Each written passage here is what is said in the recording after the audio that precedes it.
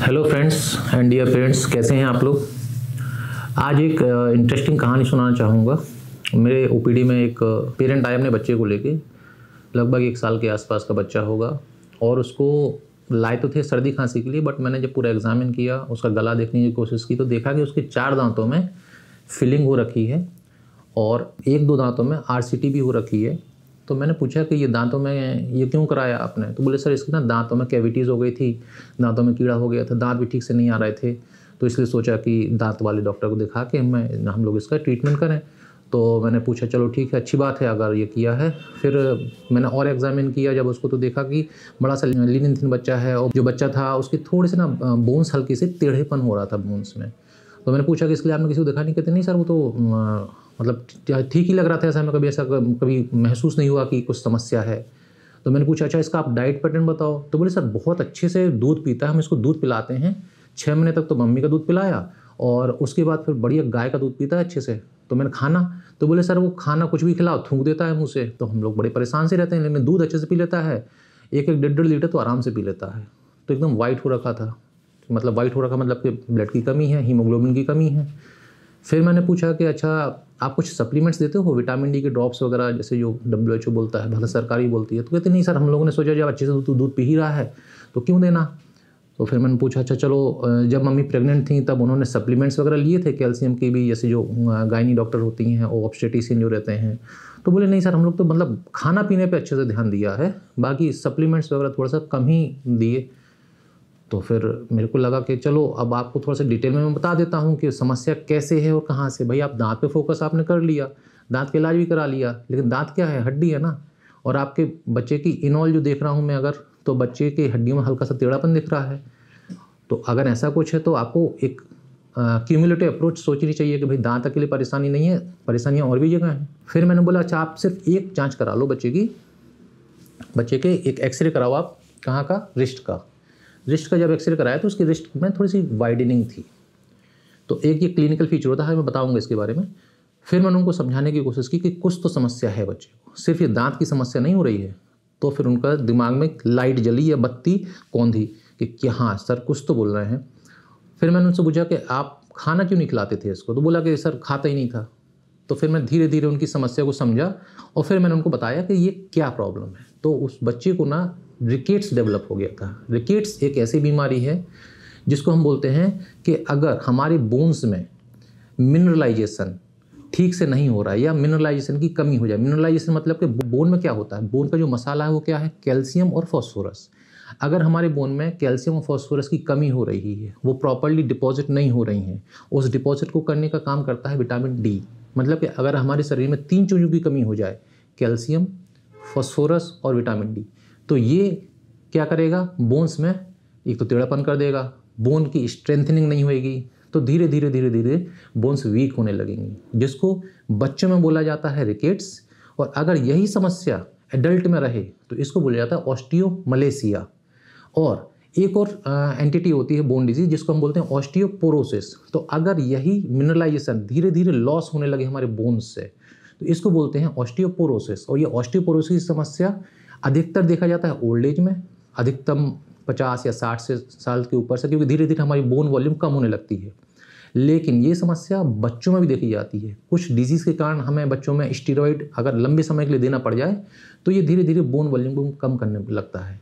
हालांकि उसमें supplementation with calcium करते हैं तो वो समस्या नहीं होती। तो मैं बता रहा हूँ कि ऐसे हो सकती है। तो फ्रेंड्स, ये मैंने आपको बताया कि रिकेट्स, ऑस्टियोमलेशिया और ऑस्टियोपोरोसिस क्या कहलाता है। इसके बाद अब इसके कॉजेज़ क्या हैं। कॉजेज़ में बहुत ऐसे कोई वो नहीं है, जैसे मैंने आपको बताया कि खाने पीने। तो सबसे पहले तो हमें खाने में मान के चलो कि अगर विटामिन डी की कमी है हमारे खाने में, या फिर कैल्शियम की कमी है, या फिर फॉस्फोरस की कमी है, क्योंकि यही जाके हमारे हड्डियों में लगना है या यही मिनरलाइजेशन के फॉर्म में लगेगा। और कौन कराएगा, विटामिन डी कराएगा। तो एक तो हमें खाने पे ध्यान देना पड़ेगा।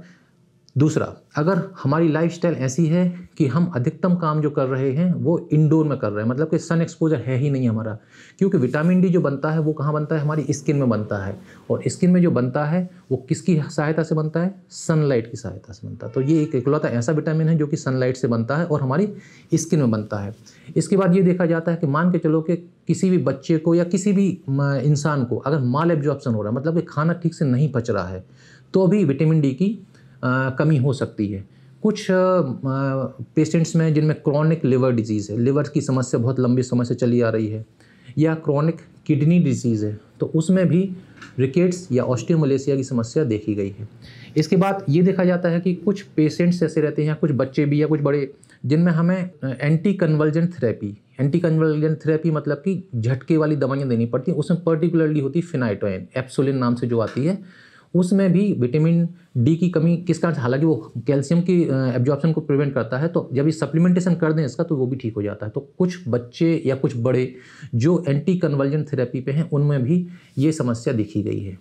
तो अब फ्रेंड्स, इसके क्लिनिकल फीचर, मतलब कि कैसे पता चलेगा कि किसी भी बच्चे को, या मैंने कैसे पकड़ा देख के कि इस बच्चे को रिकेट्स की समस्या है, तो इसके लिए बहुत आसान से देखने में ही समझ में आ जाता है।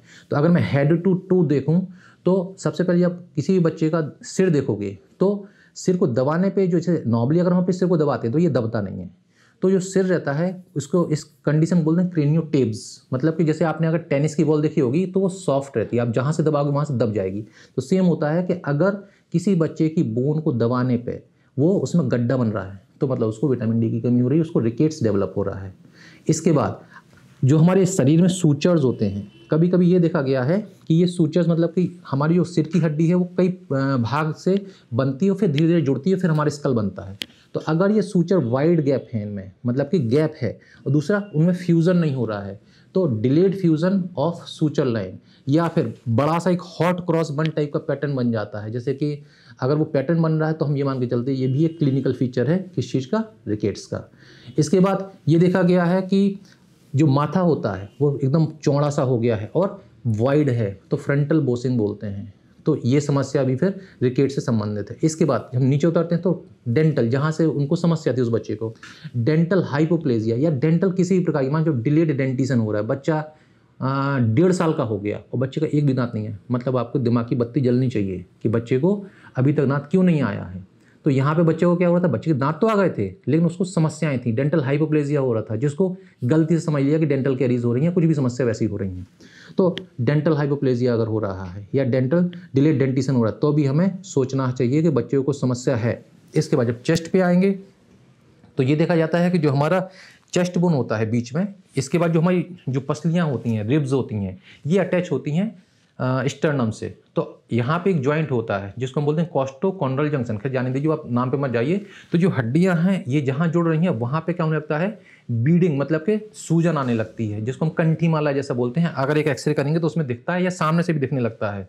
तो अगर ऐसा कुछ हो रहा है जिसको हम बोलते हैं रिकेटिक रोजरी बोलते हैं, तो अगर ये कंडीशन हो रही है मतलब रिकेट्स की एक समस्या है। इसके बाद ये जो चेस्ट बोन है, बीच की जो स्टर्नम है, ये इसमें गड्ढा अगर बन रहा है तो इसको हम बोलते हैं पेक्टस कैरिनेटम, तो ये भी रिकेट्स का एक फीचर है। इसके बाद अगर हमारा जो छाती का जो पिंजरा है या जो हमारा रिब केज है, इसके नीचे अगर गड्ढा बन रहा है जिसको हम बोलते हैं हैरिसन सल्कस, तो ये भी एक रिकेट्स का फीचर है। इसके बाद जो हमारी रिस्ट है, जैसे कि मैंने जब एक्सरे कराया बच्चे का तो वाइडनिंग हो रही थी रिस्ट में, तो अगर रिस्ट में वाइडनिंग हो रही है तो भी हमें समझना है कि ये रिकेट्स की एक प्रॉब्लम है। इसके बाद जब बच्चा खड़ा होगा तो बोइंग ऑफ लेग्स, मतलब नॉर्मली ऐसे खड़ा होना चाहिए, तो बच्चा अगर ऐसे खड़ा हो रहा है तो मतलब उसके क्या हो रहा है कि बोइंग हो रही है, मतलब लॉन्ग बोन्स में जब वजन बियर करने वाली स्थिति में पहुंचा बच्चा, तो उसके क्या है, भाई जब मिनरलाइजेशन, मतलब जब मसाला ही नहीं लगा हमारे बोन्स में तो क्या होगा, वो धीरे धीरे वीक होंगी, तो ऐसे होने चाहिए तो वो ऐसे होने लगेंगे, तो बोइंग ऑफ लेग्स। इसके बाद